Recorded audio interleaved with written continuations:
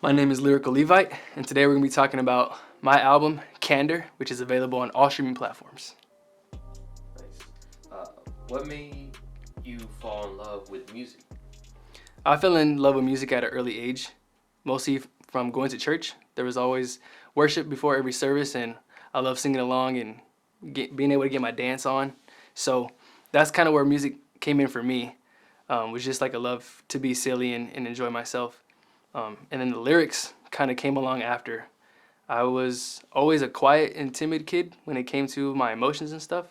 So I would journal, and then I started to feel like journaling was kind of girly, so I turned it into rap. And then my love for rap kind of stemmed from there. Awesome.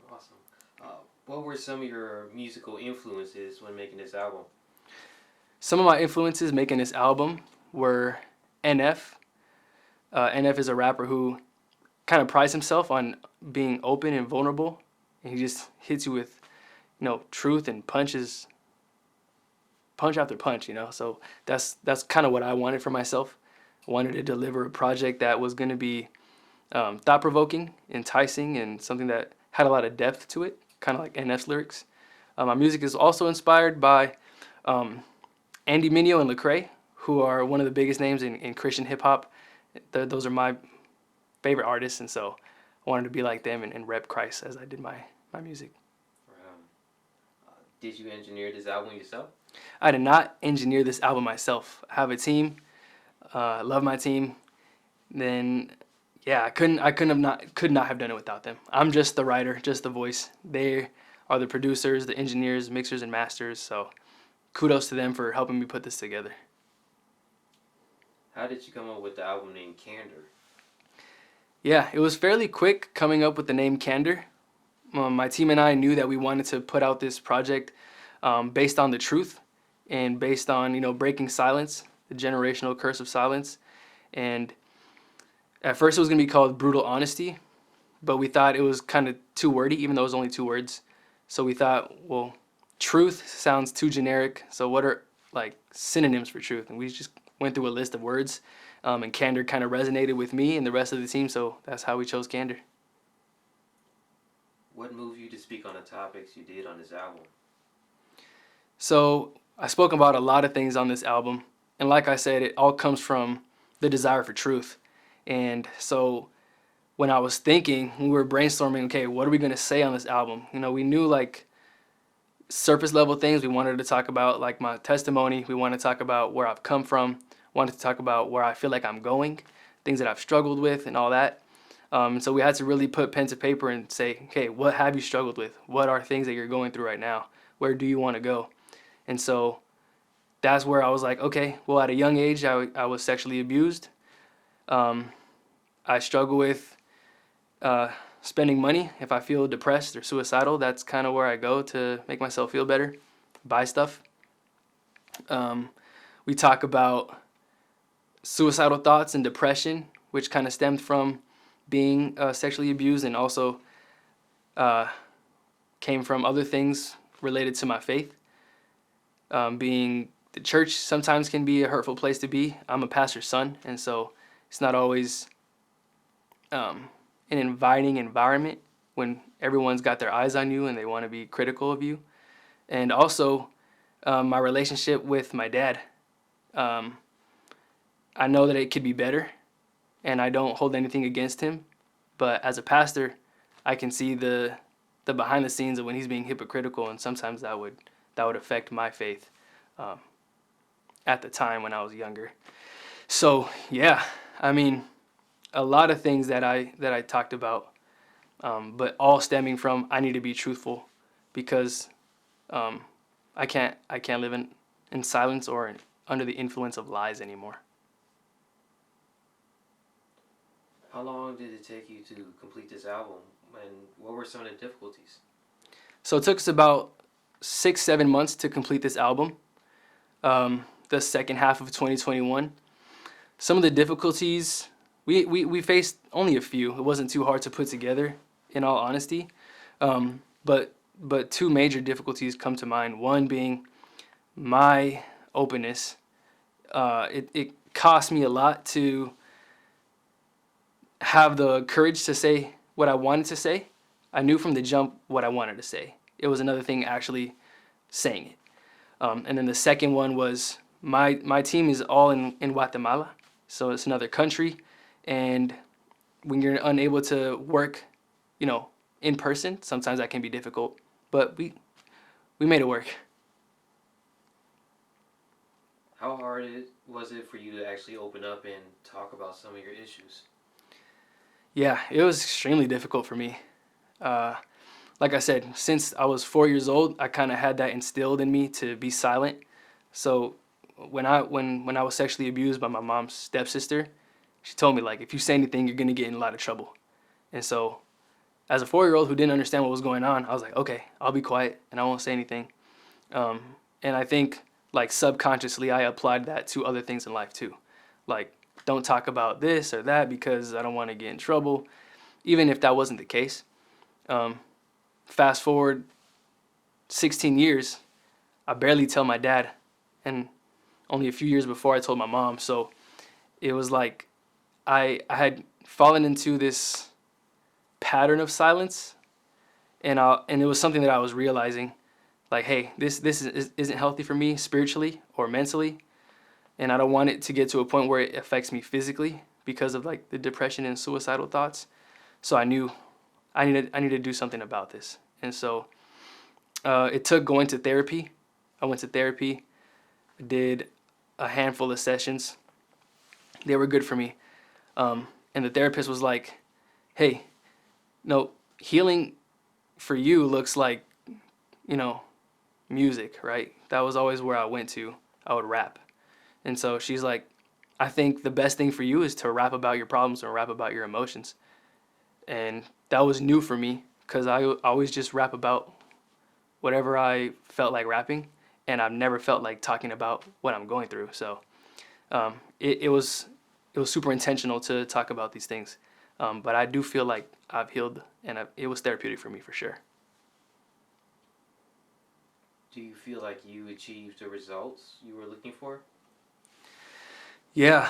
So the two biggest results that I wanted out of this project, one being my healing, and I think that I have achieved that. I think that um, now that the project is out there and that it was received well, I can say that I feel stronger. I feel more courageous.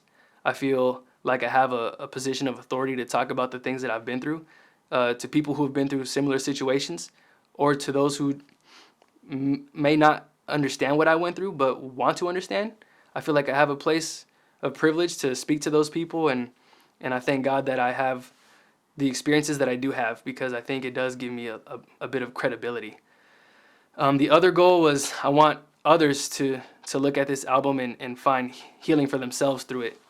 And I have had people reach out and say, hey, I could relate to this part of the album, or one way or another they did find pieces of Candor to speak to them. And so that was more so what I wanted for others to receive out of this. And I think it's still in the process of getting that, but for sure it's already halfway there.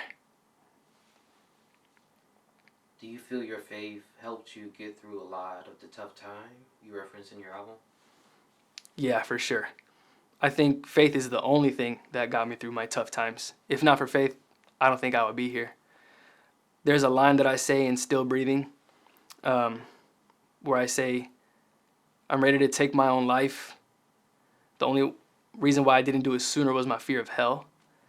And so in my faith, I believe that if you commit suicide and you take your life away, that you don't get to enter into the kingdom of heaven. And so that aspect of my faith was really what led me to not make those decisions to hurt myself. So I'm here because of that, and I'm grateful that almost that like fear of a worse eternity helped me to push through difficult times here on earth. And I knew that for me Jesus represents hope, and so over time I developed a trust in him, and I knew that he would take care of me eventually. Um, and I think he's done so, because here I am. Did it feel empowering to talk about your sexual assault issues in this album? Oh, for sure. it felt especially empowering to do it in a form of music because, like, speaking to therapists, I didn't feel empowered. I was like sitting there crying. I felt like an idiot. Um, but to do so on a song where I feel like, I sound good. I feel like I'm mixing cadences well. I'm rhyming. Um, it gave me more self-esteem, I guess I would say. And in doing so, I felt like I took ownership of what happened to me instead of what happened to me taking ownership of my mental health and my happiness. So I feel like the roles were reversed, and that's how it felt empowering for me. When it came to discussing these issues with your parents years after, what were some of the reactions you were expecting to receive? Yeah, I remember the night that I told my mom. Uh, I had lost a friend that day. A friend that I had kind of hinted at a little bit that I wanted to talk about these things too. Um, and so but she decided to move on from our friendship. So my mom was like comforting me, and I had those things on my mind. And so I was like, Mom, I don't want you to be upset or be angry, but when I was a kid, X, Y, and Z happened, and I expected her to be like, "Oh, I'm so sorry, mijo," and then like give me a hug and we would talk about it. But we kind of just spent a couple of hours just crying together. Um, and I expected it to be over with, but she kept on like probing and asking me questions that I didn't feel comfortable answering at the time, because I finally just told somebody. Um, so I remember it was like a love-hate thing for me because I didn't want to talk about it. I just wanted her to know. But she was asking questions. And then when I told my dad a couple years later, I was expecting for him to be upset that I didn't say anything sooner. And I also expected him to be mad that that it happened. Which he was upset that it happened, but he was more I guess the word I would use was, I don't know. He was more loving, I guess, than I expected. He just brought me in for a hug and told me that he was sorry that it happened and that he wasn't there. Uh, but yeah, that's a good question because it's hard to say what you expect. I feel like I was expecting different things at different points in my life. Like obviously as a kid, I expected to get in trouble, but as I grew older and I kind of understood what really happened, I started to expect different things. Do you feel there is a stigma of women committing sexual assault against men? And do you think this album could help to change that? Yeah, I think the stigma is definitely that men are the abusers and that men are the ones who cause all the harm towards women and not the other way around. I think for sure there are lots of cases where women are the abusers. I don't know. I don't have any statistics or anything, but I know that that's my case, and I'd imagine that it's similar for a lot of other people. So yeah, I wouldn't discredit the stigma. I think for sure maybe men are you know more often than not the abusers, but it's not the only case. I think we need to be protecting you know kids from all people, um, even if you trust them. Because I mean I know that for sure most sexual abusers aren't strangers. Like they're people they're family. And so that's something that I would caution people who are watching. If you have kids, always keep an eye on them. Don't trust anybody, honestly, because you just never know.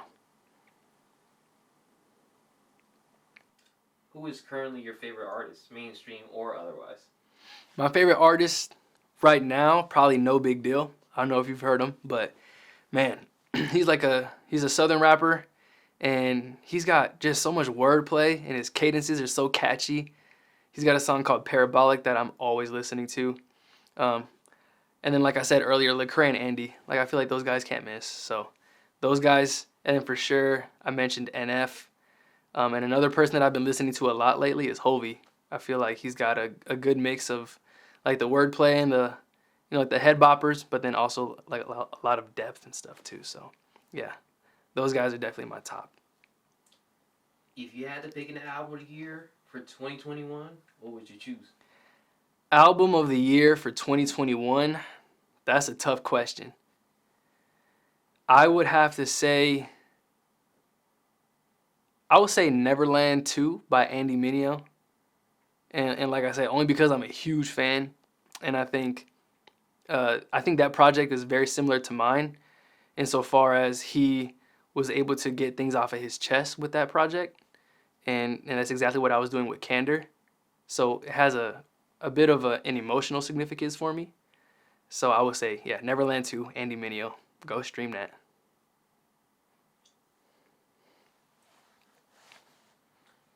What do you feel, actually, in the future, do you think you'll experiment with more singing in your music? Yeah, I would love to experiment more with singing. I think I just need some singing classes. Um, my voice, I think because I've been rapping for a while, it's a rapper voice now. That's what I've developed, and I haven't developed a great singing voice. But there are tracks like Dreams of Life, In Jesus' Name, and Reborn where I try to sing, and I think it came out all right. So maybe I will experiment, but don't be surprised if I don't. What do you feel you bring to the table that other artists do not? I think what makes me unique and something that only I can bring to the table is my experience and my testimony. Um, you don't see a whole lot of rappers who want to talk about the things that they've been through. They kind of just want to talk about the money or the women or where they see themselves in a couple of years. It's very like I feel like the genre has a lot to do with self-glorification. And in my album, at least, you could tell that that's not the case at all. I'm just trying to say, this is me. This is my brokenness. This is where I am in life right now. Take it or leave it, basically. Um, yeah, I mean, something that I bring to the table is truth. I bring the candor. I bring the brutal honesty. Um, it's not what you want to hear all the time. Sometimes it's ugly. Sometimes it's offensive. But that's me. I'm going to be honest with you no matter what. And so you can expect that from me. Is commercial success important to you as an artist, or are you more focused on just making good music? Yeah, that's a tricky one because I feel like the right answer is I just want to make good music. And I think that's definitely the case. I want to make good music for the purpose of reaching people, but also like the commercial success, I mean, it's there for the taking, right? So if you're going to be putting out good music, it'll like the commercial success will follow suit. So it's not a goal. It's definitely something that I would like and I'll aspire to it eventually. But as of right now, for somebody as small as I am, I got to focus more on my audience and connecting with them first.